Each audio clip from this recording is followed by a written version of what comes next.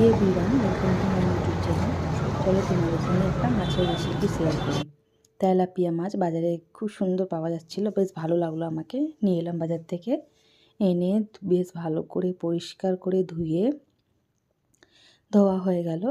তারপরে সর্ষের তেল, হলুদ গুঁড়ো, নুন দিয়ে বেশ ভালো করে মেখে, বেশ ভালো করে মাখতে হবে। মেখে একটু ঢাকা দিয়ে রেখে দিলাম। তারপরে কড়াই সর্ষের তেল দিলাম, মাছটা বেশ ভালো করে ভাজতে হবে। দিলাম কড়াতে, দিয়ে বেশ ভেজে তুলে নিচ্ছি। সেই তো কটা হয়েছে, আরও বাকি সবগুলো ভাজতে হবে। এরকম করে ভাজা হয়ে গেল। ঢেকে ঢেকে ভাজলে কী হবে, তেলটা মানে ছিটকাবে না, ঠিক আছে। বেশ দেখো ভাজা হয়ে গেল। কড়াইয়ে তেজপাতা, তারপরে পেঁয়াজ দিয়ে বেশ ভাজলাম। ভেজে তারপরে লঙ্কা গুঁড়ো, হলুদ গুঁড়ো, গুঁড়ো লঙ্কা সব দিয়ে কষালাম। তারপরে আদা রসুন গোলমরিচ পেস্ট করে রেখেছিলাম, ওইটা দিলাম। তারপরে কাঁচা লঙ্কা আর টমেটো দিয়ে বেশ ভালো করে মশলাটা কষাতে হবে।